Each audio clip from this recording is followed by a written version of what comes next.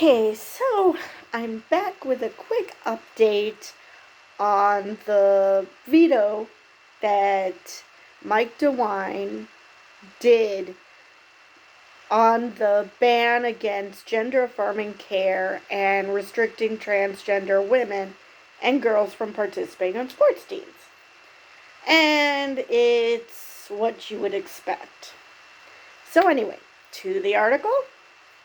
Ohio has banned gender-affirming care for minors and restricted transgender women's and girls' participation on sports teams, a move that has families of transgender children scrambling over how best to care for them. Leave Ohio? That's an option.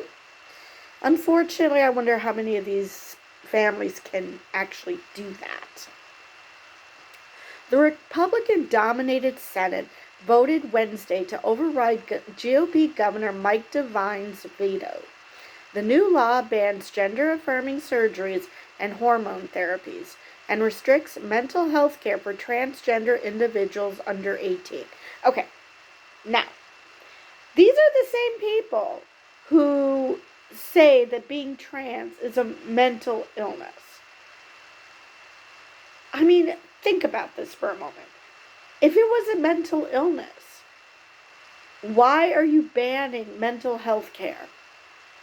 Same thing with guns. They say that it's a mental illness, that it's not the guns, but they won't fund mental health care. I mean, I just don't understand. How can you blame this on something, but not try to prevent that thing from happening? It's just mind-boggling to me. Even if it was a mental health issue, how is banning it helping anything? All right. The measure also bans transgender girls and women from girls and women's sports teams at both the K through 12 and collegiate level. Okay. Now, I've mentioned this before.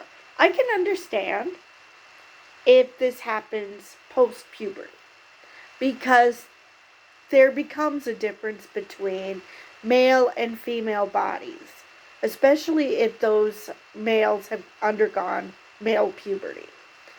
That makes sense, because there are studies that call into question how much going through male puberty actually helps. I mean, that yes, even if you're on estrogen, how much of that is an advantage of going through that puberty? Fine. I get that. And I no longer, and I do not say, oh yeah, you have to let these individuals into women's and girls' sports, because I understand that there are studies out there that question whether it's an advantage. But prior to puberty, I remember being in school, in elementary school, and boys and girls would play together. Heck, my nephew, when he was little, boys and girls played on the same soccer team, and this was when he was like 4. I mean, there is literally no difference between boys and girls when it comes to strength level at this time. The marked difference doesn't take place until after puberty. Why ban those kids? I mean, it's not like boys and girls didn't play together and do sports together prior to this. So you're just segregating. I mean, granted, even as adults, there are certain sports that I question why they're segregated. But this is just ridiculous. Anyway,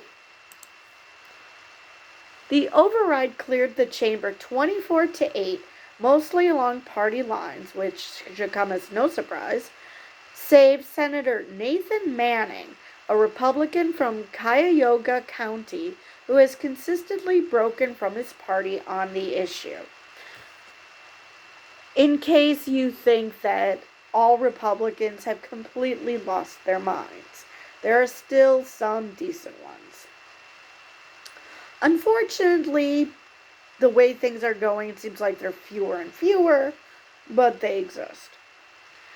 Officials expect the law to take effect in roughly 90 days. The Republican majority House had voted to override the veto earlier this month. All right. 2 of Kat Scaglione's 3 children are transgender. Oh, wow. And the Chagrin Falls artist is devastated but not surprised by the new law. Her 14-year-old daughter, Amity, is already receiving mental health services and some medication, and would be able to continue her treatment under the law's grandfather clause, but she wouldn't be able to seek anything further, such as hormone therapies, and would have to go out of state to progress in her gender-affirming care.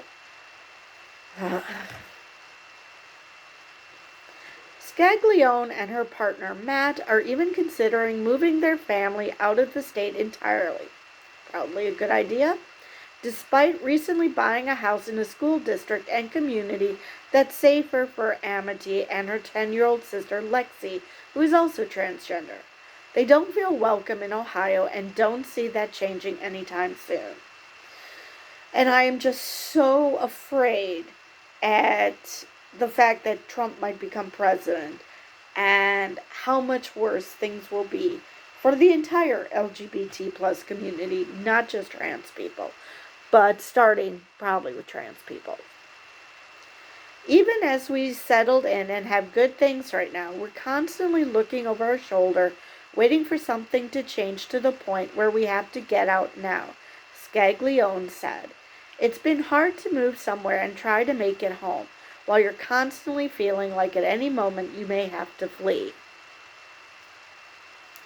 DeWine reiterated Wednesday that he vetoed the legislation to the chagrin of his party to protect parents and children from government overreach on medical decisions, which he seems to pretzel his brain when it comes to abortion, But the first week of January, he signed an executive order banning gender-affirming surgeries for people under 18, despite medical professionals maintaining that such surgeries aren't happening in the state, which I just find also bewildering.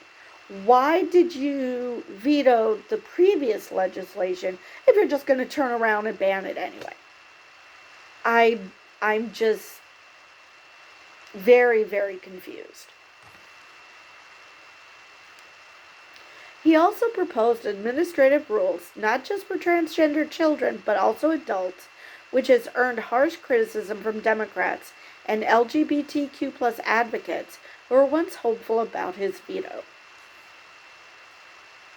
Senator Christina Regner, a Republican from Summit County, falsely asserted on the Senate floor that there is no such thing as gender-affirming care or a gender spectrum and called such care a fool's errand. Really? No gender-affirming care?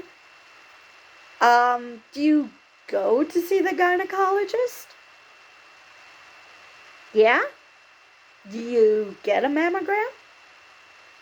May I, yes, I realize that's sex-specific, but let's face it, a lot of these people who want to change gender also want to alter their body to make it consistent with their gender, because usually women are females. So, yeah.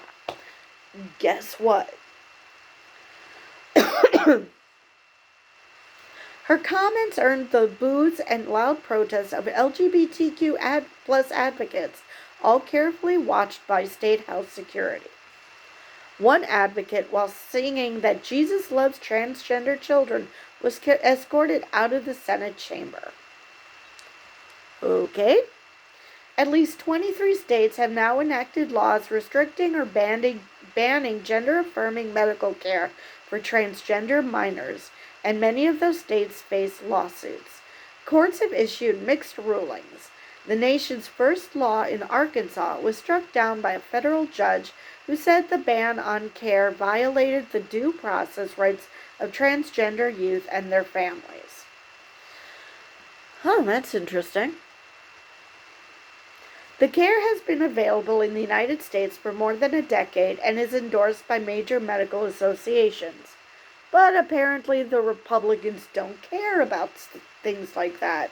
Oh, experts think it's a good idea? Like we give a shit about experts. Experts know nothing. At least 20 states have approved a version of a blanket ban on transgender athletes playing on K through 12 collegiate sports teams statewide. But a Biden administration proposal to forbid such outright bans is set to be finalized this year after multiple delays and much pushback. As proposed, the rule would establish that blanket bans would violate Title IX, the landmark gender equity legislation enacted in 1972. Senate Minority Leader Nikki J. Antonio, a Cleveland area Democrat, called the measure bullying and said the legislature should be dealing with bigger issues such as mental health and substance use disorders rather than those that ostracize transgender youth and take away parental rights. Advocates are fatigued but not too tired to fight back, she said. I find that amazing. Republicans scream about parental rights, but they only think about parental rights if it's what they want. If the parents think like them, then it's parental rights. But the minute the parents actually think differently than these legislators, well, then obviously it's not parental rights anymore. What? Either you're giving parents rights or you're not. I hope that this is the last time this legislative session that we're working to take away the rights of people from the LGBTQ community, said Antonio, who is part of the LGBTQ plus community herself. Maria Bruno, Public Policy Director for Equity Ohio, a statewide LGBTQ plus advocacy organization, said that they will be exploring whatever legal and legislative options are available to them in order to protect transgender residents and their families. To see partisan politics overriding the both logical and fair and compassionate outcomes is a real shame, she said. Alright, so that's all I have for that article. So it's good to see that there's at least one Republican in Ohio, in the legislature that is, that isn't complete scum. I do not understand why DeWine seemed to have backtracked. What, did he get threatened by Trump or something? I mean, I honestly do not know why he first vetoed the legislation and then turn around and pass an executive order basically saying the same thing. Unless I'm missing something. I just do not understand how that works. And actually, the previous article, it did say, for those who get mad at me, it did say that his position on helping trans people and his outlawing of abortion are somehow consistent in his mind, which I don't understand, but he did say that. So, like I said, that's all I have for that article, and with that, I will see you guys in the next video.